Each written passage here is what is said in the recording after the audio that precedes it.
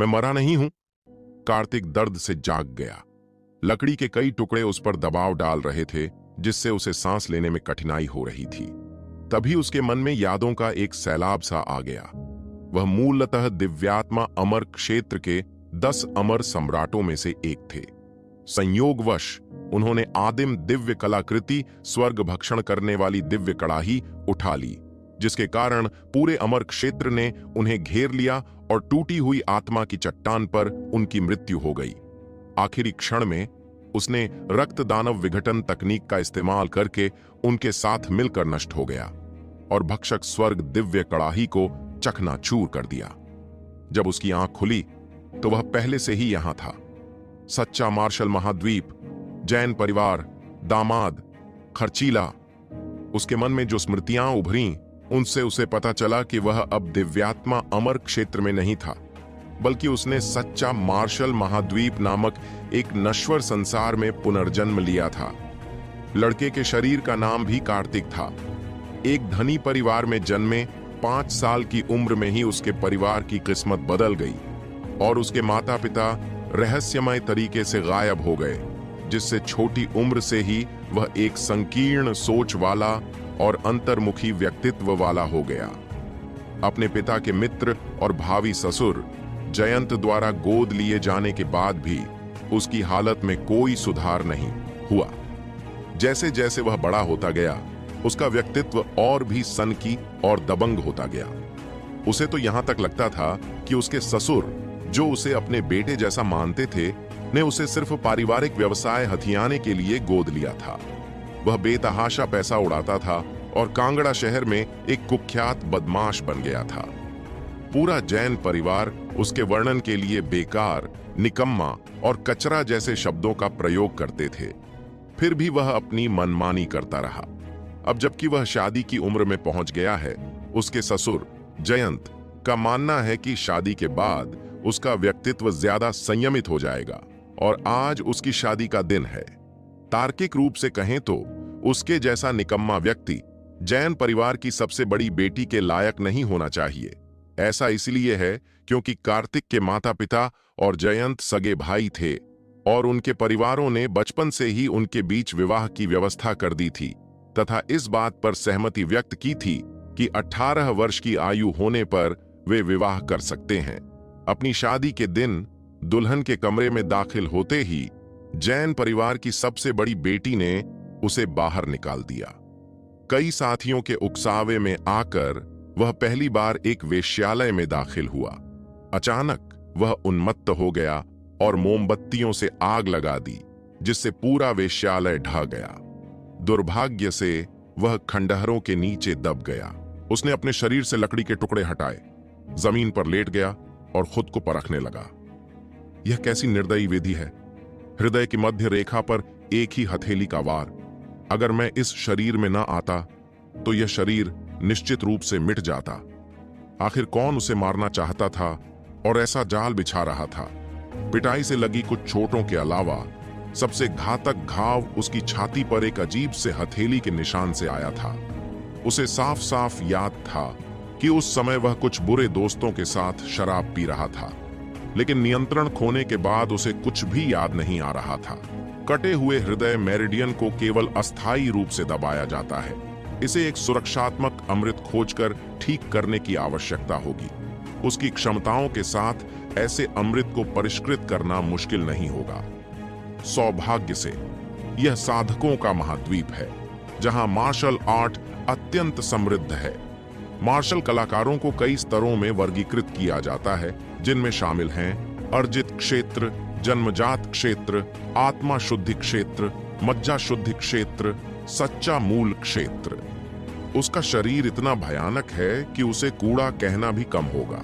शिराएं बाल जितनी पतली होती हैं और अशुद्धियों के कारण होने वाली रुकावट इतनी गंभीर होती है कि इसे केवल एक भयानक दृश्य के रूप में वर्णित किया जा सकता है। यह थोड़ी समस्या है। मेरी सभी साधना तकनीकें अमरलोक से प्राप्त दिव्य स्तर की तकनीकें हैं। सच्चा मार्शल महाद्वीप तो बस एक नश्वर लोक है। मुझे नश्वर मार्शल कलाकारों की साधना तकनीकों पर स्विच करना होगा। उदाहरण के तौर पर कहें तो यह एक शिशु की तरह है जो अपने पास शक्तिशाली हथियार रखे होने के बावजूद उन्हें उठाने में बहुत कमजोर है। दिव्य हथियार चलाने के लिए व्यक्ति को एक निश्चित स्तर तक बढ़ना होगा, कम से कम मज्जा शोधन क्षेत्र तक पहुंचना होगा। अजीब। कार्तिक को बहुत शर्मिंदगी महसूस हुई। उसने कई बार कोशिश की लेकिन हर बार नाकाम रहा। उसकी मेरिडियंस में चीर फाड़ का एहसास बहुत ही दर्दनाक था। अगर वह साधना जारी रखता तो उसका भौतिक शरीर निश्चित रूप से टुकड़े टुकड़े हो जाता।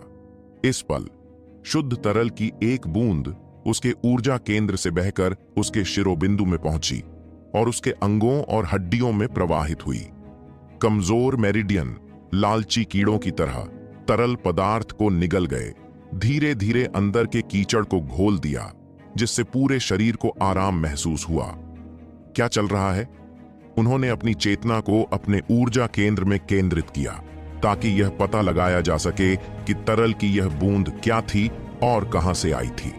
जैसे ही वह उसके ऊर्जा केंद्र में घुसा, उसका सिर लगभग फट गया। मेरे ऊर्जा केंद्र के बीचों बीच एक काला सा दिव्य कड़ाहा रखा था और उस दिव्य कड़ाहे से तरल पदार्थ बह रहा था। यह स्वर्गीय दिव्य कड़ाही है। यह वास्तव में मेरे साथ आई है। अंतिम क्षण में भक्षण करने वाला स्वर्ग का बर्तन उसके साथ फट गया, लेकिन अप्रत्याशित रूप से यह उसके ऊर्जा केंद्र में प्रकट हुआ। क्या ऐसा हो सकता है कि मेरा पुनर्जन्म स्वर्गीय दिव्य कड़ाही से अभिन्न रूप से जुड़ा हुआ है? अचानक कड़ाही से काली गैस का एक विशाल विस्फोट हुआ जिसने कार्तिक की चेतना को झकझोर दिया। काली गैस मंथन करती रही और स्थानांतरित होती रही, अंततः प्राचीन अपक्षयित पात्रों में परिवर्तित हो गई जिन पर समय के निशान थे। शक्तिशाली प्रभाव ने उसकी चेतना को उसके शरीर से बाहर निकाल दिया और उसे वास्तविकता में वापस ला दिया। इससे पहले कि मैं अपने मन में शब्दों को समझ पाता, बाहर हंगामा मच गया। उसके सिर के ऊपर का मलबा धीरे धीरे हटा दिया गया, जिससे कुछ रोशनी दिखाई देने लगी और बहुत से लोग मशालें लिए हुए उसके चारों ओर इकट्ठा हो गए। मालिक, हमें दामाद मिल गया है। कई बलवान आदमियों ने टूटी हुई लकड़ी को हटाया और वह भाग्यशाली रहा कि मौत से बच गया। लकड़ी के एक टुकड़े ने गिरते हुए पत्थर को रोक लिया और उसके शरीर को ज्यादा चोट नहीं आई। मौत का असली कारण उस घातक प्रहार से निकला। उन्होंने जल्दी से उसे उठाकर जमीन पर लिटा दिया। रहस्यमयी तरल पदार्थ से पोषित होकर उसका शरीर लगभग ठीक हो गया था और वह सीधा बैठ गया। तुम पागल बच्चे, क्या तुम मुझे पागल बनाने की कोशिश कर रहे हो? तभी जयंत उसके सामने प्रकट हुआ, बेहद निराश और गुस्से में। वह इतना गुस्से में था कि अपनी दाढ़ी खुजा रहा था और घूर रहा था। उसे पता चला था कि उसके दामाद ने वेश्यालय में हंगामा मचा रखा है और उसे बंधक बनाकर रखा गया है। उसे अपने ऊपरी कपड़े पहनने का भी समय नहीं मिला था और वह सिर्फ एक लबादा पहनकर बाहर भागा था। अजीब बात है, जयंत की डांट सुनकर कार्तिक के दिल में एक गर्माहट दौड़ गई। उसे लग रहा था कि जयंत सचमुच उसके लिए चिंतित है। क्या वह कूड़ा अभी भी जीवित है? अचानक एक चीख ने उनकी बातचीत को बाधित कर दिया और सैकड़ों दर्शक वहां एकत्रित हो गए तथा इशारे करने लगे और फुसफुसाने लगे। वह दीमक सचमुच भाग्यशाली है। वह कुचलकर मरी भी नहीं। स्वर्ग सचमुच अंधा है। जैन परिवार ने ऐसा कौन सा पाप किया है कि ऐसे दामाद को अपने परिवार में लाया है? उसने जैन परिवार को पूरी तरह से बदनाम कर दिया है। कूड़े का टुकड़ा तो कूड़े का ही टुकड़ा होता है। आज उसकी शादी है और वह आज रात एक वेश्यालय में आया था। वह अपने पाशविक स्वभाव के कारण वेश्यालय की महिलाओं के कपड़े फाड़ बैठा, जिससे लगभग तबाही मच गई। स्वर्ग अन्यायी है। वह ऐसे कूड़े के टुकड़े की जान क्यों नहीं ले लेता? चारों ओर से उपहासपूर्ण आवाजों की बौछार ज्वार की लहर की तरह कार्तिक पर बरस पड़ी। माथा कार्तिक अवाक थे, लेकिन खंडन करने में असमर्थ थे। जयंत का चेहरा लाल हो गया और उसने लोगों से कहा कि उसे जल्दी से वापस ले जाएं और यहां खुद को शर्मिंदा न करें। रुकना! उसके पीछे से एक ठंडी चीख गूंजी जिसने उनके कदमों को रोक दिया। एक मैडम 10 गार्डों के साथ भयंकर और खतरनाक लग रही थीं। मास्टर जयंत, आपके दामाद की वजह से हमारा लाल प्रांगण ढह गया, जिससे दर्जनों लोग घायल हो गए। युवतियां बाहर जाने से बहुत डर रही हैं और कई मेहमान अभी भी मंडप में इलाज करा रहे हैं। ये सब उसी की वजह से हुआ है। क्या वह यूं ही चले जाने का इरादा रखता है? 40 साल की मैडम के चेहरे पर चर्बी की एक मोटी परत थी, जिससे एक तीखी, लगभग दम घोंट देने वाली खुशबू आ रही थी। उनका चेहरा फांसी पर लटके भूत जैसा घिनौना लग रहा था। वह कार्तिक के सामने खड़ी होकर चीख चीख कर रही थीं। मैं किसी को बुलाकर मुआवजे पर चर्चा करवाऊंगा। जयंत ने कार्तिक को घूरा, क्योंकि उसे पता था कि यह उसे डांटने का समय नहीं है। घर पहुंचने पर वह इससे निपट लेगा। कोई जरूरत नहीं, मैं नुकसान की भरपाई खुद कर लूंगा। कार्तिक खड़े हो गए। मामला उनकी वजह से शुरू हुआ था और वह ज्यादा लोगों को इसमें शामिल नहीं करना चाहते थे। युवा मास्टर कार्तिक, आप तो एक निकम्मे हैं जो खुद अपने ससुर के बल जीते हैं। आप हमें क्या मुआवजा देंगे? मैडम ने उसके प्रति कोई सम्मान नहीं दिखाया। जयंत के सामने उसका मजाक उड़ाया और हर तरफ से हंसी गूंज उठी। चिंता मत करो, तुम्हें मुआवजे में एक पैसा भी कम नहीं दिया जाएगा। मैं जयंत गारंटी देता हूं कि मुआवजा तुम्हें 3 दिनों के भीतर पहुंचा दिया जाएगा। जयंत ने सही बात कही और उन्हें जाने देने से पहले एक गारंटी दी। कार्तिक ने आह भरी। क्या मेरे पूर्ववर्ती पागल हो गए थे? यह स्पष्ट है कि मेरे ससुर वास्तव में उनकी परवाह करते हैं। जयंत के पीछे पीछे कार्तिक चुप रहा। वह अब भी जैन परिवार का बहुत आभारी था। जब वह बदकिस्मत था तो जैन परिवार ने उसकी मदद की। जयंत ने अपना वादा भी निभाया और अपनी प्यारी बेटी की शादी उससे कर दी। इससे साबित होता है कि वह बहुत वफादार और स्नेही इंसान है। भोर होते ही जैन परिवार का दरवाजा खुला। 2 नौकर बाहर गिरे हुए पत्ते झाड़ रहे थे। तभी उन्होंने जयंत को देखा और उसे प्रणाम किया। कार्तिक की बात पर उन्होंने ध्यान नहीं दिया। वापस जाओ और अपने कपड़े बदल लो, फिर थोड़ी देर में मुझसे मिलने मुख्य हॉल में आओ। वह धूल से सना हुआ था। उसके कपड़े फटे हुए थे और वह एक भिखारी जैसा लग रहा था। जयंत ने उससे कहा कि पहले वापस जाकर साफ सफाई कर ले। हां, कार्तिक को अपने ससुर के लिए डर और सम्मान का मिला जुला एहसास हुआ। जैन परिवार के बिना वे वर्षों में अनगिनत बार मर चुके होते। आंगन से गुजरते हुए जैन परिवार की इमारतें एक क्रमबद्ध तरीके से व्यवस्थित थीं, एक परत भीतर, दूसरी बाहर। कांगड़ा शहर के 4 बड्ढे परिवारों में से एक होने के कारण जैन परिवार का समाज में काफी ऊंचा स्थान था। हालांकि उनकी नींव बाकी 3 परिवारों जितनी मजबूत नहीं थी, पर कमजोर भी नहीं थी। जयंत, जो परिवार के मुखिया और कार्तिक के ससुर थे, वह पहले ही आत्मा शुद्धिकरण क्षेत्र के शिखर पर पहुंच चुके थे और कांगड़ा शहर के शीर्ष 10 विशेषज्ञों में गिने जाते थे। कार्तिक के घर में गंदगी फैली हुई थी। हर तरफ बदबू आ रही थी। कोने में गंदे कपड़े जमा थे और पास ही बदबूदार मौजों के कई जोड़े पड़े थे। कितनी अजीब बात है, उसकी शादी मिस जैन से हो चुकी है, फिर भी वह अभी भी उस जीर्ण शीर्ण आंगन में रहता है। कार्तिक ने अपनी नाक छुई। कल का विवाह भोज कोई भव्य आयोजन नहीं था। परिवार के कुछ बड़ों को बुलाया गया था और सब कुछ जल्दबाजी में खत्म हो गया। और दुल्हन के कमरे का क्या? वह दुल्हन के कमरे में जा भी नहीं सका और उसे पीट पीट कर बाहर निकाल दिया गया। वह अपनी पत्नी से भी नहीं मिल सका था। गुस्से में आकर वह अपने कुछ साथियों के साथ अपना दिमाग साफ करने के लिए वेश्यालय चला गया था। पिछला कार्तिक ऐसा ही था। उसने अलमारी खोली, एक नीला गाउन निकाला, उसे पहना और कमरे से बाहर चला गया। मुख्य हॉल से गुजरने के बाद वह आंतरिक हॉल में पहुंचा। यह जैन परिवार के मुखिया का निवास था, जहां आम लोगों का प्रवेश वर्जित था। मुख्य हॉल में 3 लोग एक मेज पर बैठे थे। जयंत ससुर, मृणालिनी सास और मानसी पत्नी। मानसी बेहद खूबसूरत थी। उसकी लंबी पलकें, ऊंची नाक और रसीले लाल होंठ एक शांत और कुलीन आभा बिखेर रहे थे। उसका सुडौल और आकर्षक फिगर उसे मंत्रमुग्ध कर देने वाला बना रहा था।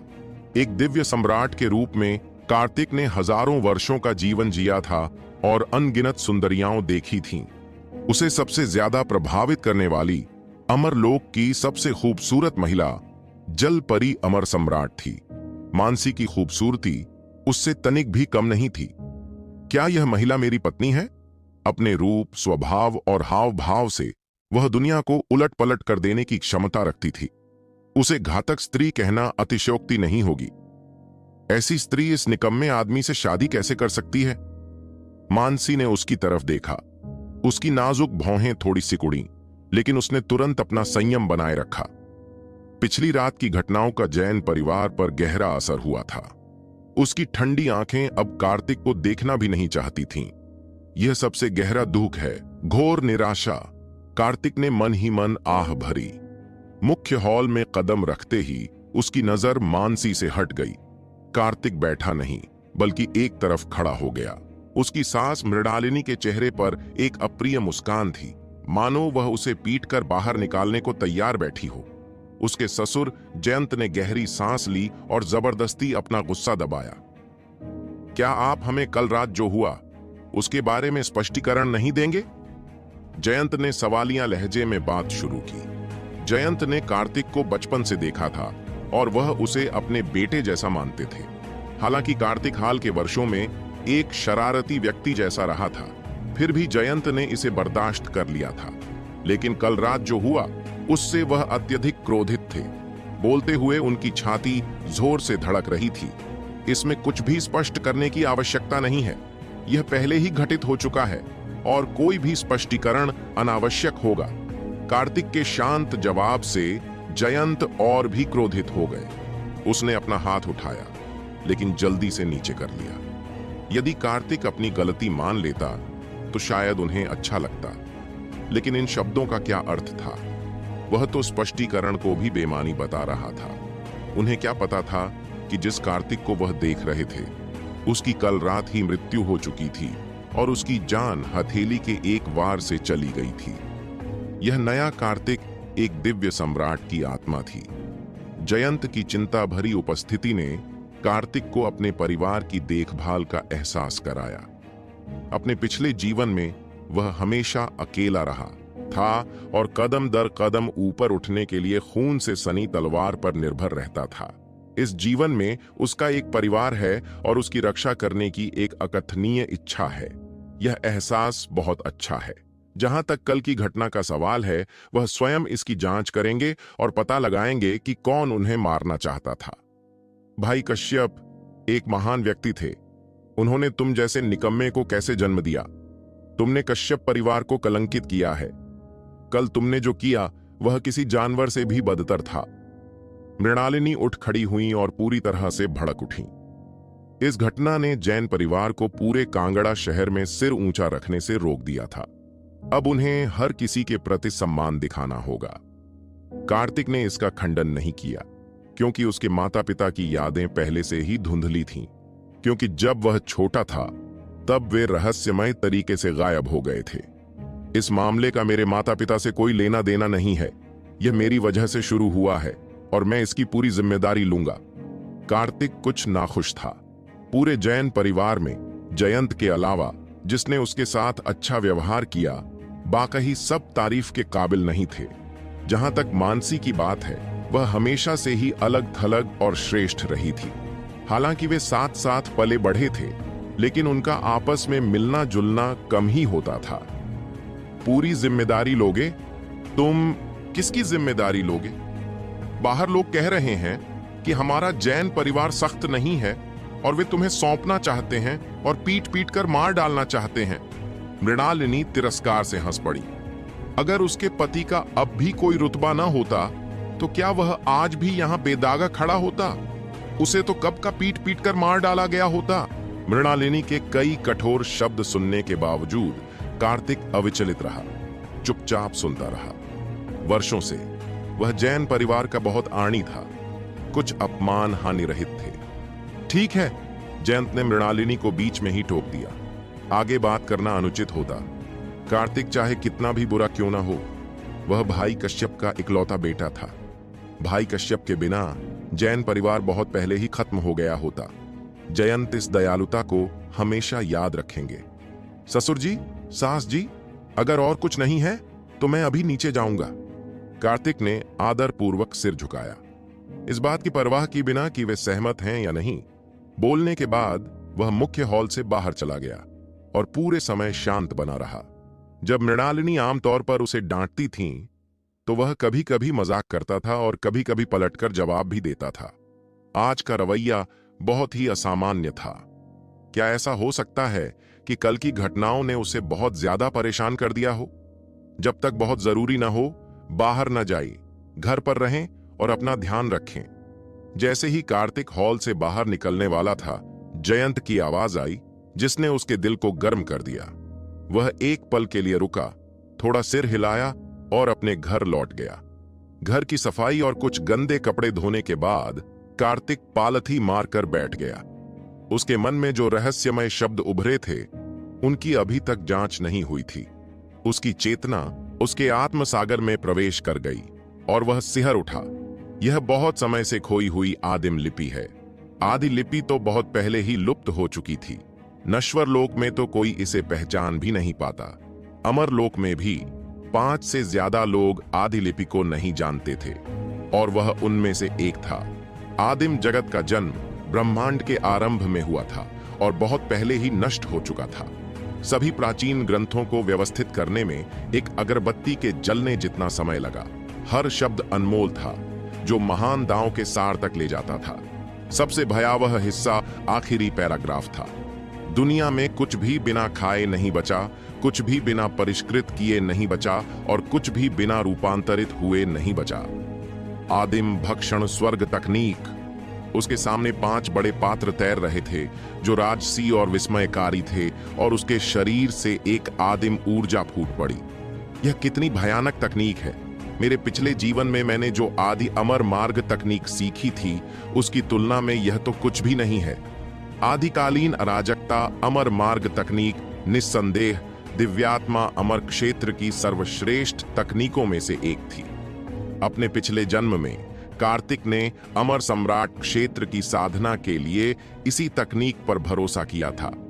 क्या यह महान उजाड़ स्वर्ग भक्षण तकनीक स्वर्ग और पृथ्वी की बेड़ियों को तोड़कर और भी ऊंचे स्तर पर प्रवेश कर सकती है? कार्तिक ने आगे सोचने की हिम्मत नहीं की। अमर सम्राट के बाद क्या होगा, कोई नहीं जानता था।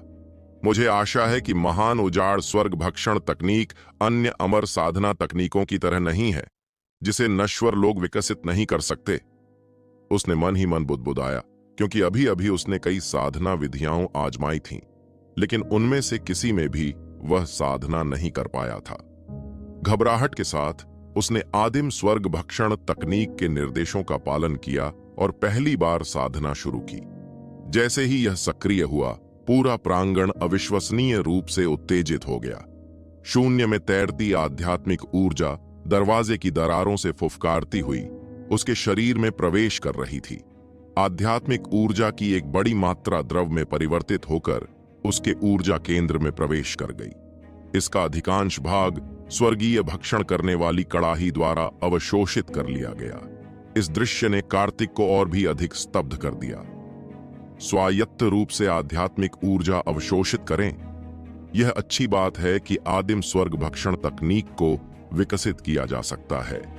जहां तक इस बात का सवाल है कि इसका अधिकांश भाग स्वर्ग भक्षण दिव्य कड़ाही द्वारा अवशोषित कर लिया गया था, उसे इसकी कोई परवाह नहीं थी। एक बार जब उसे यकीन हो गया कि वह साधना कर सकता है, तो उसने पूरी तरह से अपनी ऊर्जा छोड़ दी और आदिम स्वर्ग भक्षण तकनीक की पूरी शक्ति का इस्तेमाल किया। भयानक आध्यात्मिक ऊर्जा एक तरल पदार्थ का रूप धारण करते हुए उसकी शिरोबिंदुओं से होकर गुजरी। आध्यात्मिक ऊर्जा से पोषित होकर उसकी कमजोर शिरोबिंदुओं से एक हल्की चमक निकल रही थी। उसके रोम छिद्रों से बड़ी मात्रा में काली मैल बह रही थी, जिससे पूरा कमरा दुर्गंध से भर गया था। मंत्र का जाप करने से दुर्गंध दूर हो गई और नई त्वचा प्रकट हुई, जो जेड जैसी चिकनी हो गई। कार्तिक की त्वचा मानो पुनर्जन्म ले चुकी हो, बिल्कुल किसी नवजात शिशु की तरह। मज्जा को शुद्ध करो और शरीर को शुद्ध करो। एक कप चाय पीने में लगने वाले समय में ही उसके शरीर की ज्यादातर अशुद्धियां दूर हो गई थीं। अगर वह इसी तरह साधना करता रहा तो यह अविश्वसनीय होगा। शरीर ही आधार है। आधार जितना मजबूत होगा, भविष्य की उपलब्धियां उतनी ही बड़ी होंगी। कार्तिक इस बारे में बहुत स्पष्ट था और कभी कंजूसी नहीं करता था। उसने अपने भौतिक शरीर को संयमित करने के लिए अतिरिक्त आध्यात्मिक ऊर्जा का उपयोग किया और फिलहाल अपने दायरे से बाहर निकलने की कोई जल्दी नहीं की। 1 घंटा शांतिपूर्वक बीत गया। उसने अपनी आंखें खोलीं और ठंडी रोशनी की एक किरण निकली, जिससे 2 ठंडी ऊर्जाएं बन गईं। बुरा नहीं है। 1 घंटे की साधना के बाद रहस्यमय तरल की 10 और बूंदें भक्षण स्वर्ग कड़ाही में प्रकट हुई हैं। द्रव बाहर निकलकर उसके शरीर में प्रवाहित हुआ, जिससे रूपांतरण जारी रहा। उसके चारों ओर एक शक्तिशाली भंवर बन गया और उसकी शिरोबिंदुओं से युद्ध के नगाड़े की ध्वनि निकली, मानो 10,000 घोड़े सरपट दौड़ रहे हों। अर्जित, दूसरा स्तर। अर्जित, तीसरा स्तर। अर्जित, चौथा स्तर। कुछ ही सांसों में वह अर्जित क्षेत्र के प्रथम स्तर से चौथे स्तर तक कई क्षेत्रों को पार कर गया और फिर धीरे धीरे रुक गया। उसने बासी हवा की एक सांस छोड़ी। पूरी तरह से तरोताजा महसूस कर रहा था, मानो उसने राख से पुनर्जन्म लिया हो। एक अलौकिक आभा बिखेर रहा था। कार्तिक घर से बाहर निकला, बरगद के पेड़ के नीचे खड़ा हो गया और गहरी सोच में डूब गया। साधना को धन, साथियों, विधियों और वातावरण से अलग नहीं किया जा सकता। अपने क्षेत्र को शीघ्रता से सुधारने के लिए बहुत सारा धन चाहिए। केवल आदिम भक्षण स्वर्ग तकनीक ही पर्याप्त नहीं है। प्राथमिक कार्य मेरिडियन निरंतरता गोली को परिष्कृत करना और शरीर तपन द्रव को परिष्कृत करने के लिए औषधीय सामग्री खरीदना है। अर्जित क्षेत्र में शरीर का बार बार तपन आवश्यक है। उसने अपनी चिकनी ठोड़ी को छुआ और मन ही मन बुदबुदाया। उसने कागज और कलम निकाला। मेरिडियन कंटिन्यूएशन पिल को परिष्कृत करने के लिए आवश्यक सभी सामग्रियों को लिखा। एक पल के लिए हिचकिचाया, फिर एक और गोली का फार्मूला लिखा, उसे मोड़ा और अपनी जेब में रख लिया। सुबह हो चुकी थी और पूरा जैन परिवार चहल पहल से भरा हुआ था।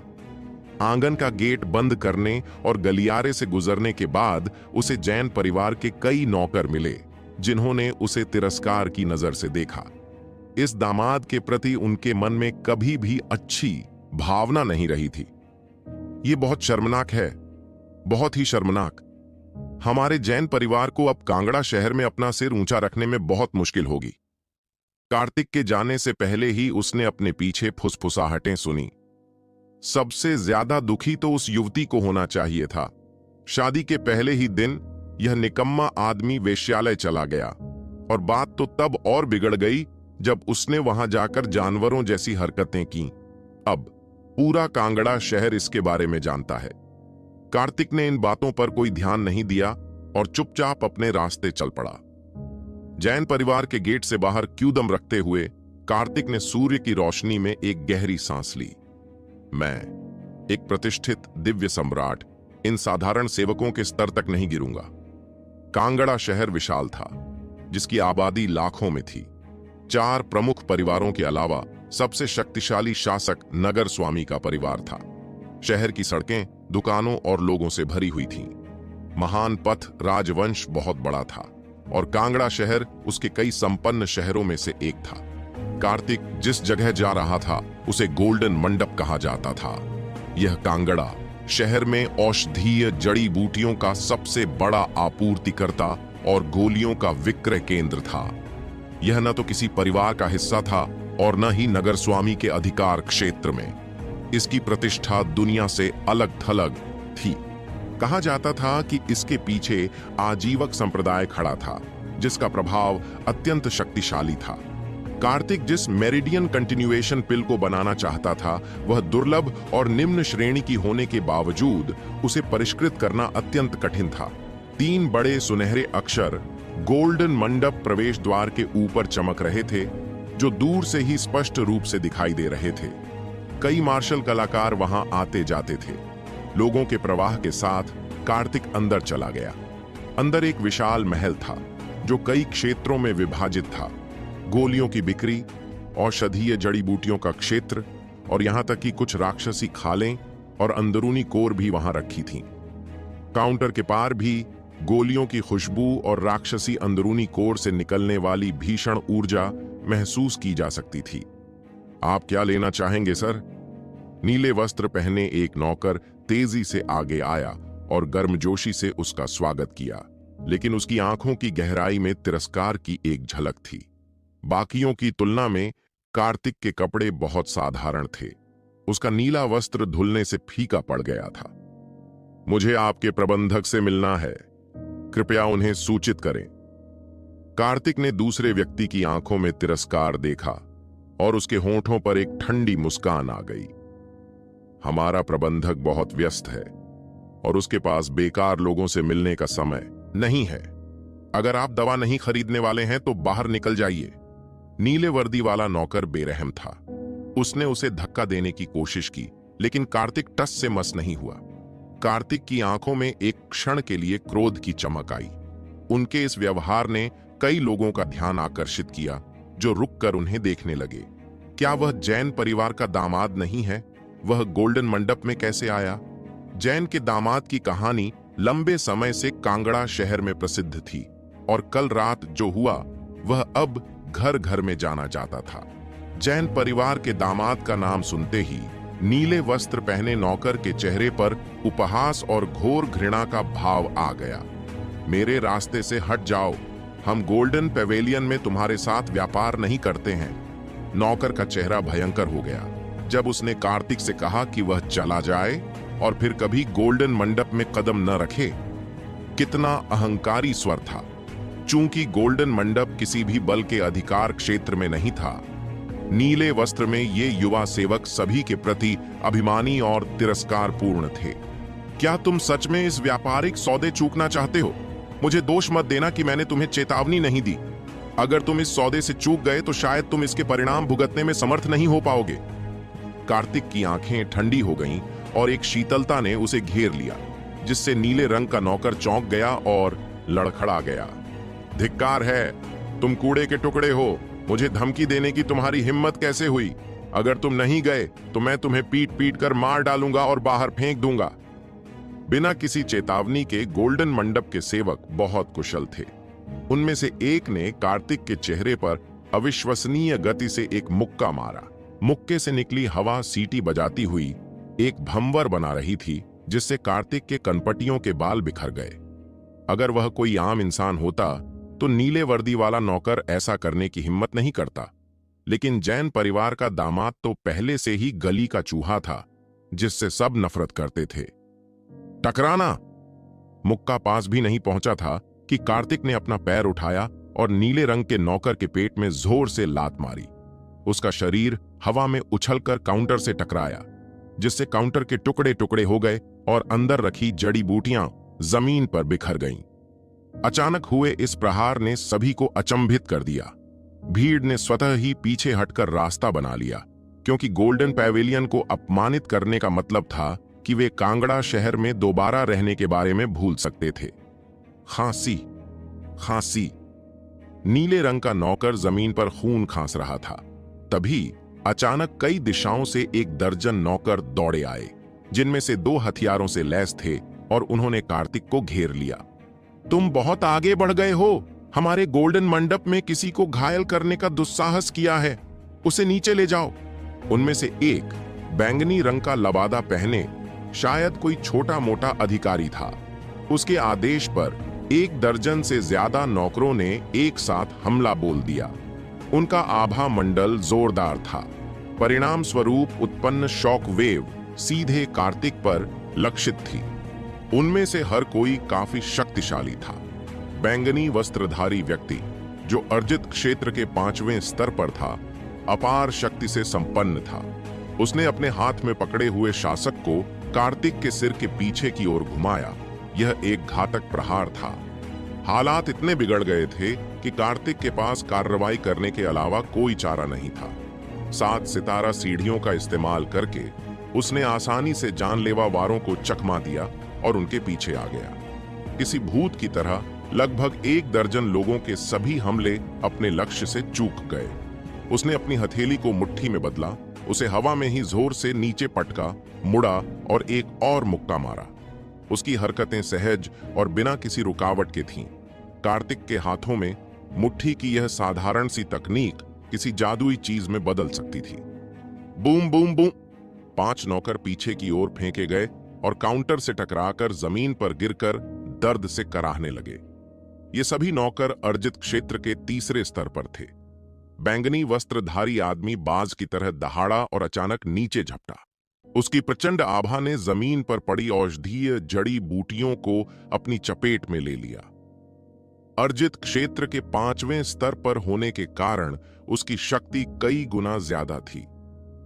कार्तिक ने उसकी शक्ति का फायदा नहीं उठाया, बल्कि एक तरफ हट गया। मेरी वर्तमान युद्ध शक्ति अर्जित क्षेत्र के 5वें स्तर पर किसी से निपटने के लिए पर्याप्त से अधिक है। मैं अपनी शक्ति का जल्द ही खुलासा नहीं करना चाहता। मुझे अभी तक वह व्यक्ति नहीं मिला है जो मुझे मारना चाहता था, इसलिए मुझे पहले खुद को छिपाना होगा। 7 सितारों पर कदम रखते ही उसने आसानी से हमले को चकमा दे दिया, जिससे बैंगनी वस्त्रधारी व्यक्ति चूक गया और गुस्से से चिल्लाया। हॉल में लड़ाई की आवाजों ने पूरे गोल्डन मंडप को सतर्क कर दिया और एक नौकर जल्दी से सहायता लाने के लिए आंतरिक हॉल में भाग गया। रुकना! एक ठंडी चीख ने उन्हें बीच में ही रोक दिया। कार्तिक बीच में स्थिर खड़ा था। उसके शरीर पर एक भी चोट नहीं थी। दूसरी ओर कार्तिक के हमले से घायल होकर 8-9 लोग जमीन पर पड़े थे। एक हट्टा कट्टा बूढ़ा आदमी हॉल में आया। हर जगह बिखरी औषधीय जड़ी बूटियों को देखकर उसका गुस्सा बढ़ रहा था। उसकी चील जैसी नजरें कार्तिक पर पड़ी और आसमान से एक भयानक आभा उतरी। सहज क्षेत्र। वह हट्टा कट्टा बूढ़ा आदमी उस्ताद था। वहां मौजूद सभी लोग चुप हो गए। किसी की भी बोलने की हिम्मत नहीं हुई। वे दूर हट गए, कार्तिक को उसी जगह पर अकेला खड़ा छोड़कर। आपने गोल्डन पैवेलियन में लोगों पर हमला करके उन्हें घायल क्यों किया? गोल्डन मंडप के मुख्य हॉल के प्रभारी हट्टे कट्टे बूढ़े व्यक्ति का नाम सदानंद था। वह 30 से ज्यादा सालों से प्रबंधक था और उसने कभी किसी ऐसे व्यक्ति का सामना नहीं किया था जिसने गोल्डन मंडप में किसी को चोट पहुंचाने की हिम्मत की हो। मुझे यहां प्रबंधक से मिलना था, लेकिन इस आदमी ने न सिर्फ मेरा परिचय देने से इनकार कर दिया, बल्कि मुझे गालियां भी दी। उसने पहले मुझ पर हमला किया और मैं बस अपना बचाव कर रहा था। कार्तिक ने स्पष्टीकरण नहीं देना चाहा था, लेकिन औषधीय जड़ी बूटियों को सुचारू रूप से प्राप्त करने के लिए उसने बस वही बताया जो अभी अभी हुआ था। आप हमारे गोल्डन मंडप को क्या समझते हैं, जहां हम जिसे चाहें देख सकते हैं? मेरा सुझाव है कि इस व्यक्ति को दूसरों के लिए चेतावनी के रूप में मार दिया जाना चाहिए। बैंगनी वस्त्र पहने उस आदमी के चेहरे पर जानलेवा भाव थे। सदानंद कार्तिक के बारे में थोड़ा बहुत जानता था।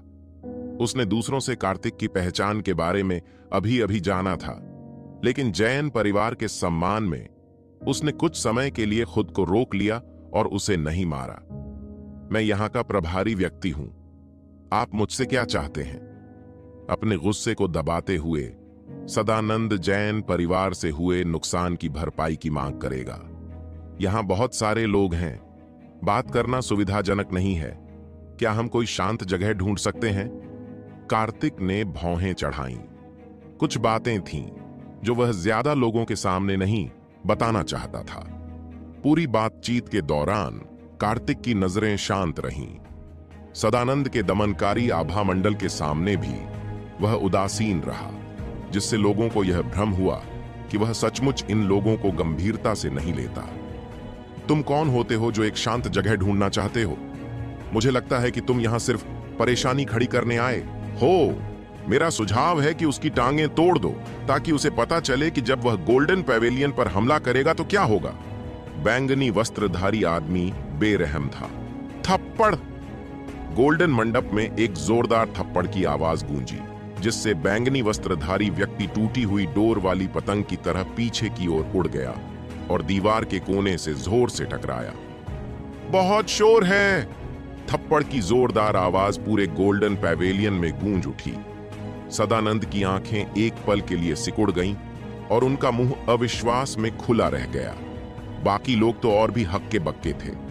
कार्तिक ने लोगों को सार्वजनिक रूप से, खासकर गोल्डन मंडप के प्रबंधक के सामने चोट पहुंचाने की हिम्मत कैसे की? यह ऐसा था जैसे किसी ने आसमान में बिजली गिरा दी हो। आह! बैंगनी चोगा पहने आदमी चीख पड़ा। उसके बाल बिखरे हुए थे। थप्पड़ जोरदार था, जिससे उसके कुछ दांत टूट गए, लेकिन उसे ज्यादा चोट नहीं आई। खड़ा होते ही उसने एक तेज चीख मारी, जिससे छत की कड़ियां तक हिल गईं। उसने खून थूका, जिसमें कुछ टूटे हुए दांत भी थे। तुम छोटे जानवर, मैं तुम्हें मार डालूंगा। वह आगे की ओर झपटा। उसके हाथ में चमकता हुआ रूलर था, जिसे वह कार्तिक पर वार करने के इरादे से उठाया था। एक शब्द और कहो और मैं तुम्हें अभी मार डालूंगा। अचानक उसका शरीर वहां से अजीबोगरीब तरीके से गायब हो गया और पलक झपकते ही कार्तिक उस बैंगनी वस्त्रधारी आदमी के ठीक सामने प्रकट हो गया। उसने हाथ बढ़ाकर उस आदमी की गर्दन पकड़ ली। कार्तिक ने जानबूझकर अपनी असली ताकत छिपा रखी थी, ताकि अनावश्यक मुसीबत से बचा जा सके। लेकिन अगर यह आदमी सचमुच मरना चाहता है, तो कार्तिक को उसकी इच्छा पूरी करने में कोई आपत्ति नहीं थी। यह तो बस एक छोटा सा गोल्डन पैवेलियन है। अगर वह अपने हृदय की मेरिडियन को ठीक कर लेता है और महान वीरान भक्षण स्वर्ग तकनीक का इस्तेमाल करता है, तो उसे जन्मजात क्षेत्र में पहुंचने में ज्यादा देर नहीं लगेगी और फिर वह कुछ अमर सम्राट विधियों का उपयोग कर सकेगा। शांत। आप एक पिन गिरने की आवाज भी सुन सकते थे। पूरा गोल्डन मंडप भयावह रूप से शांत था। उनकी नजरों में जो अब तक निकम्मा था, वह अचानक इतना शक्तिशाली हो गया था कि उसने एक ऐसी अत्यंत तेज पद प्रशिक्षण तकनीक विकसित कर ली थी, जो अर्जित क्षेत्र के 5वें स्तर के किसी भी व्यक्ति को आसानी से बंदी बना सकती थी। सदानंद ने नजरें हटा ली। उन्हें भी कार्तिक की इस अजीब चाल का अंदाजा नहीं हुआ। यह निकम्मा कब से इतना ताकतवर हो गया? युवा गुरु कार्तिक, आपने हमारे गोल्डन मंडप में बार बार लोगों को घायल किया है। मुझे स्पष्टीकरण दीजिए, वरना मुझे अशिष्टता का दोष मत दीजिए। अगर कुलपति जयंत भी आ जाए, तो भी मैं आपकी सुरक्षा की गारंटी नहीं दे सकता। सदानंद का मतलब साफ था। अगर कार्तिक ने आज गोल्डन मंडप को कोई संतोषजनक स्पष्टीकरण नहीं दिया, तो वह जिंदा नहीं बचेगा। कार्तिक का व्यवहार जैन परिवार को मुंह न दिखाने जैसा था, जो घोर अहंकार था। भीड़ सदमे से उबर चुकी थी, लेकिन उनके चेहरे आशंका से भरे थे। जिन मार्शल आर्टिस्टों ने पहले कार्तिक का मजाक उड़ाया था, वे कार्तिक के बदला लेने से बचने के लिए भीड़ के पीछे छिप गए। इसे ले जाओ और अपने वरिष्ठ प्रबंधन के पास ले जाओ, ताकि वे मुझसे बात कर सकें। कार्तिक का धैर्य जवाब दे गया। उसने अपनी जेब से गोली का फॉर्मूला निकाला और उसे हाथ से उछाल दिया। सिडाका के पंख जितना पतला कागज सदानंद के सामने हल्के से तैर गया। केवल इस साधारण सी हरकत ने भी कई लोगों को अचंभित कर दिया। कागज पकड़ते ही सदानंद, जो इतने सालों से गोली मंडप का प्रबंधन कर रहे थे, अच्छी तरह से जानकार और अनुभवी थे। वह जानते थे कि कार्तिक के पास किसी को सार्वजनिक रूप से चोट पहुंचाने की हिम्मत करने के लिए कोई न कोई बड़ा सहारा जरूर होगा, इसलिए उन्होंने ज्यादा आक्रामक होने की हिम्मत नहीं की। गोली का फॉर्मूला उनकी हथेली में आ गया और उन्होंने उसे धीरे से खोला। उनकी नजर गोलियों के फॉर्मूले पर पड़ी और वह अचानक चौंक गए। अपनी जवानी में वह भी एक कीमियागर थे, लेकिन उनकी प्रतिभा सीमित थी और वह आगे नहीं बढ़ सके। वह केवल गोलियों के खजाने के मंडप में प्रबंधक का पद ही प्राप्त कर पाए, जहां वह आमतौर पर कुछ निम्न श्रेणी की प्रथम श्रेणी की गोलियों को ही परिष्कृत कर पाते थे। यह तुरंत स्पष्ट हो जाता है कि यह गोली का फॉर्मूला असाधारण है। आप किस बारे में बात करना चाहते हैं? सदानंद का स्वर थोड़ा बदल गया। हालांकि गोल्डन मंडप गोलियां बेचता है, लेकिन विविधता बेहद सीमित है। ज्यादातर गोलियां प्रथम श्रेणी की सुगंध गोलियां होती हैं। द्वितीय श्रेणी की टेम्परिंग गोलियां हर महीने सीमित मात्रा में बिकती है और तृतीय श्रेणी की गोलियां बिल्कुल भी उपलब्ध नहीं होती। गोली के फॉर्मूले पर दर्ज ग्रेड तीसरे और दूसरे के बीच था। सदानंद अच्छी तरह जानते थे कि रिलीज होने के बाद इसका क्या मतलब होगा। क्या आप यहां बात करना चाहते हैं? कार्तिक ने भौहें चढ़ाईं। उसे शोर पसंद नहीं था और हॉल में बहुत शोर था। मेरे साथ आइए। सबके सामने सदानंद ने कार्तिक को महत्वपूर्ण मुद्दों पर बातचीत के लिए भीतरी हॉल में बुलाया। यह दृश्य वहां मौजूद सभी लोगों पर वज्रपात की तरह छा गया। क्या सदानंद को ही कार्तिक को दबाना नहीं चाहिए था? अचानक हुए इस बदलाव ने सबको चौंका दिया। सदानंद की ओर फेंके गए उस कागज पर आखिर ऐसा क्या लिखा था जिससे उनका रवैया इतना बदल गया? दोनों भीतरी हॉल से गुजरे, जो बहुत ही शानदार ढंग से सजाया गया था। गोल्डन मंडप में पैसों की कोई कमी नहीं थी और वह बेहद समृद्ध था। उन्हें एक निजी कमरे में ले जाया गया, जहां दोनों एक एक करके अंदर गए। कमरा छोटा था, लगभग 20 वर्ग मीटर का, लेकिन उसमें आलीशान मेजें और कुर्सियां लगी थीं और मेज पर ताजे फल रखे हुए थे। हॉल में अफरा तफरी मच गई। हर किसी के चेहरे पर अविश्वास झलक रहा था। क्या हो रहा है? गोल्डन पैवेलियन उसे क्यों नहीं मार रहा है? हर कोई हैरान था। डैन ट्रेजर पैवेलियन में लड़ाई झगड़े के सख्त खिलाफ आदेश हैं। जो कोई भी ट्रेजर पैवेलियन में उत्पात मचाने की हिम्मत करेगा, उसका बेरहमी से दमन किया जाएगा। पिछले साल भी किसी ने यहां उत्पात मचाया था और उसे पीट पीट कर मार डाला गया था। आज कार्तिक ने न सिर्फ उपद्रव मचाया, बल्कि लोगों को घायल भी किया। यह अविश्वसनीय है कि गोल्डन पैवेलियन ने इसे बर्दाश्त किया और उसे अंदर भी बुलाया। अगर वह अंदर चला गया तो क्या हुआ? मैं शर्त लगाता हूं कि उसे 1 मिनट में यहां से बाहर निकाल दिया जाएगा। बाहर तरह तरह की टिप्पणियों के बीच अधिक से अधिक लोग इकट्ठा हो गए और कोई भी वहां से नहीं गया। वे बस बैठ गए और परिणाम की प्रतीक्षा करने लगे। बोलो, क्या बात करना चाहते हो? सदानंद का स्वर धीमा था, लेकिन उनका गुस्सा अभी भी पूरी तरह शांत नहीं हुआ था। कार्तिक को अंदर लाने का मतलब यह नहीं था कि मामला खत्म हो गया। अगर उसने उन्हें संतोषजनक जवाब नहीं दिया तो वह उसे भी मार डालेंगे। क्या आपको संदेह नहीं है कि इस पर जो लिखा है वह नकली है? कार्तिक के होठों पर एक शरारती मुस्कान आ गई। सदानंद द्वारा गोली के फॉर्मूले की असाधारण प्रकृति को पहचानना इस बात का प्रमाण था कि वह मूर्ख नहीं थे।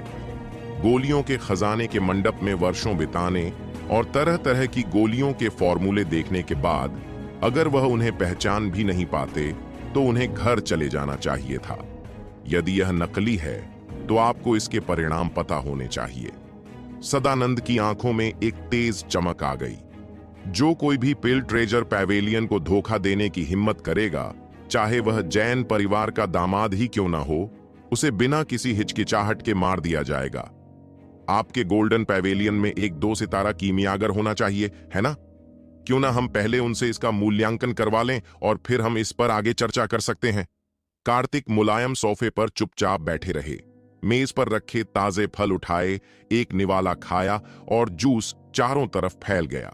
जो कोई भी व्यापार पर चर्चा करने के लिए गोल्डन मंडप के निजी कमरे में आ सकता था, वह निस्संदेह कांगड़ा शहर का एक प्रतिष्ठित व्यक्ति था। एक लिव इन दामाद, खासकर एक निकम्मे दामाद को लाना निश्चित रूप से पहली बार था। कोई जाओ और मास्टर प्रताप को आमंत्रित करो, सदानंद ने आदेश दिया और दरवाजे के बाहर किसी ने जवाब दिया और जल्दी से चला गया। निजी कमरे को थोड़ी देर के लिए मौन में छोड़ दिया। सदानंद के प्रचंड आभा मंडल के सामने कार्तिक शांत रहा, जिससे सदानंद हैरान रह गए। अगर कोई और होता तो इतना डर जाता कि उसकी पैंट गीली हो जाती, लेकिन वह ठीक था, बेपरवाह दिख रहा था। फल का एक टुकड़ा खत्म करने के बाद निजी कमरे का दरवाजा खोला गया। सदानंद, मैं गोलियां परिष्कृत कर रहा हूं। तुम मुझसे कौन सा जरूरी काम चाहते हो? अगर तुमने मेरी गोलियां खराब कर दी तो तुम्हें पछताना पड़ेगा। मास्टर प्रताप सफेद बालों से भरे सिर, तीखी आंखों और मजबूत चाल के साथ अंदर आए। अपनी आस्तीनें ऊपर उठाईं और अप्रसन्न दिखे। सच्चे मार्शल महाद्वीप में कीमियागर एक बेहद कीमती पेशा है। मार्शल कलाकार अमृत के बिना साधना नहीं कर सकते। कीमियागर कहलाने के लिए व्यक्ति को अग्नि गुण में निपुण होना चाहिए और कीमियागर बनने के लिए अत्यंत प्रबल आत्मिक प्रतिभा का होना आवश्यक है। यहाँ तक कि गोल्डन मंडप के प्रमुख को भी मास्टर प्रताप के साथ अत्यंत सम्मान से पेश आना पड़ा। मास्टर प्रताप, यह युवक हमारे पिल ट्रेजर पैवेलियन में चर्चा के लिए एक गोली का फॉर्मूला लेकर आया है। क्या आप इसकी जांच करके बता सकते हैं कि यह असली है या नकली? अगर यह नकली है तो सदानंद ने एक भयावह चाल चली। अगर गोली का फॉर्मूला नकली निकला तो वह व्यक्तिगत रूप से कार्तिक को मार डालेंगे। मास्टर प्रताप ने मेज पर रखी गोलियों का फॉर्मूला उठाया। पहले तो उन्हें कोई फर्क नहीं पड़ा। गोल्डन पैवेलियन में बाजार में मिलने वाली सभी गोलियां मौजूद थीं, सिर्फ दुर्लभ गोलियों को छोड़कर। भले ही आपको गोली का फॉर्मूला मिल जाए, लेकिन अगर आपको गोली को परिष्कृत करने के चरण समझ में नहीं आए तो वह बेकार है।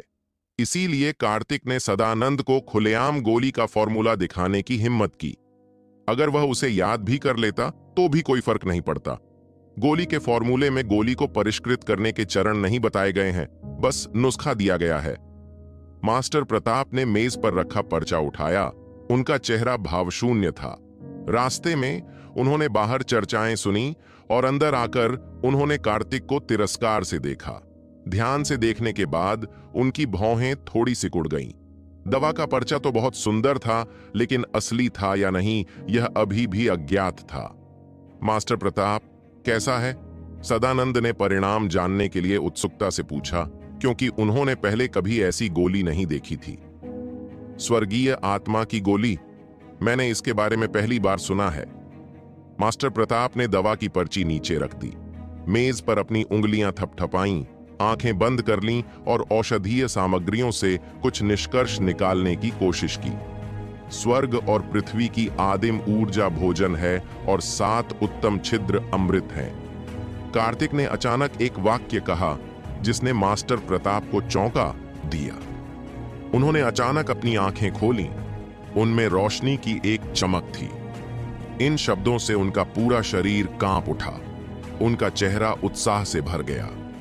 आध्यात्मिक सार, ये 2 शब्द अभी अभी उनके मुंह से निकले थे। आध्यात्मिक सार! यह शब्द पूरे निजी कमरे में गूंज उठा, जिससे एक भिनभिनाहट सी पैदा हो गई। मास्टर प्रताप ने अपनी आंतरिक ऊर्जा को मुक्त किया, जिससे एक शक्तिशाली बल बाहर की ओर बह निकला और मेज पर रखे फल जमीन पर बिखर गए। उनका चेहरा पहले उत्साह से भरा था, अब लालच और तनाव से विकृत हो गया था। कार्तिक द्वारा प्रस्तुत स्वर्गीय आत्मा की गोली वास्तव में मूल उच्च स्तरीय सूत्र का एक संक्षिप्त संस्करण थी, जिसकी प्रभावकारिता मूल के 10,000वें हिस्से से भी कम थी। लेकिन कांगड़ा शहर में यह निश्चित रूप से सर्वोत्तम गोलियों में से एक होती। उन्होंने पाया कि इस स्पिरिचुअल एसेंस पिल के फॉर्मूले में इसके प्रभावों का विस्तृत विवरण दिया गया था, जो बाजार में उपलब्ध अन्य सभी गोलियों से कहीं बेहतर था। उन्हें सबसे ज्यादा आश्चर्य इस बात पर हुआ कि इसके लिए आवश्यक कच्चा माल ग्रेड 2 हार्ट नरिशिंग पिल की तुलना में 10 गुना सस्ता था। ये सभी सामान्य औषधीय जड़ी बूटियां थीं जो हर जगह पाई जाती थीं, जैसे कि कॉक्सकॉम्ब ग्रास। दरअसल तुम यहां मुसीबत खड़ी करने के लिए नकली गोली का फॉर्मूला लाए थे। मास्टर प्रताप ने अचानक अपनी आवाज कड़ी करते हुए कहा, यह तुम्हारा पहला अपराध है, इसलिए इस बार मैं तुम्हें छोड़ सकता हूं। अभी यहां से चले जाओ, वरना मुझे बदतमीजी का इल्जाम मत देना। मास्टर प्रताप की आंखों में लालच की एक झलक उभरी, जिसे उन्होंने तुरंत छिपा लिया। अगर वह आध्यात्मिक सार की गोली को परिष्कृत करने की विधि में निपुण हो जाते तो वे 3 सितारा कीमियागर के स्तर तक पहुंच सकते थे और महान पथशाही शहर जा सकते थे, जहां सच्चे साधक इकट्ठा होते थे। कांगड़ा शहर तो बस एक सुदूर कोना था। दबंग होने का क्या मतलब है? यही था खुला अत्याचार। वह गोली के फॉर्मूले पर कब्जा करना चाहता था और वह किताब पलटने से भी जल्दी आपसे मुंह मोड़ सकता था। उसने फॉर्मूले में मौजूद औषधीय तत्व पहले ही याद कर लिए थे। उसे इसे पढ़ने के लिए 1 महीना दीजिए और वह इसे जरूर परिष्कृत कर पाएगा। कार्तिक पर नकली फॉर्मूला लाने का झूठा आरोप लगाने का उद्देश्य स्पष्ट था, उससे फॉर्मूला छीनना। सदानंद की आंखों में एक अजीब सा भाव दिखाई दिया। मास्टर प्रताप को अच्छी तरह जानते हुए सदानंद को पता था कि अगर फॉर्मूला सचमुच नकली होता तो वह पहले ही गुस्से में वहां से निकल जाता, शायद हिंसा का भी सहारा लेता। लेकिन अब जो दृश्य उनके सामने था उसने उन्हें हैरान कर दिया। इस गोली के फॉर्मूले का मूल्य इतना था कि एक प्रतिष्ठित 2 सितारा कीमियागर अपनी गरिमा त्याग कर एक साधारण दामाद को फंसा सकता था। ताली ताली ताली! कार्तिक ने अचानक ताली बजाई। उसके होठों पर गहरी व्यंग्यात्मक मुस्कान थी। मास्टर प्रताप की लालची निगाहें स्वाभाविक रूप से उसकी नजरों से बच नहीं पाई थीं। पिल ट्रेजर पैवेलियन ने सचमुच मेरी आंखें खोल दी हैं। बस एक छोटी सी गोली ने तुम्हारे बदसूरत चेहरों को उजागर कर दिया है। आज सचमुच मेरे क्षितिज का विस्तार हुआ है। इस सीधे व्यंग्यात्मक वार से मास्टर प्रताप का चेहरा पहले लाल हुआ और फिर पीला पड़ गया। वह कुछ शर्मिंदा और अपमानित महसूस कर रहे थे। सदानंद ने शर्मिंदा होकर अपना सिर नीचे कर लिया। बेटे, तुमने मेरे गोल्डन मंडप के नौकर को घायल कर दिया और नकली गोलियों के फॉर्मूले से हमें धोखा दिया। तुम मौत के लायक हो। मास्टर प्रताप ने शिष्टाचार का सारा दिखावा पूरी तरह त्याग दिया। उनके वस्त्र लहराने लगे और उनकी शक्तिशाली आभा ने कार्तिक को बलपूर्वक दबा दिया। वह उसे फंसाने का कोई न कोई बहाना ढूंढ ही लेते और तार्किक तरीके से गोली का फॉर्मूला हासिल कर लेते। अगर वह खूब हंगामा भी मचाता तो एक निकम्मे, खासकर एक साधारण दामाद की बातों पर कौन यकीन करता। मुझे मार डालोगे आप? कार्तिक बार बार उपहास कर रहा था। उसकी निगाहें मास्टर प्रताप को बिना किसी पीछे हटने के इरादे से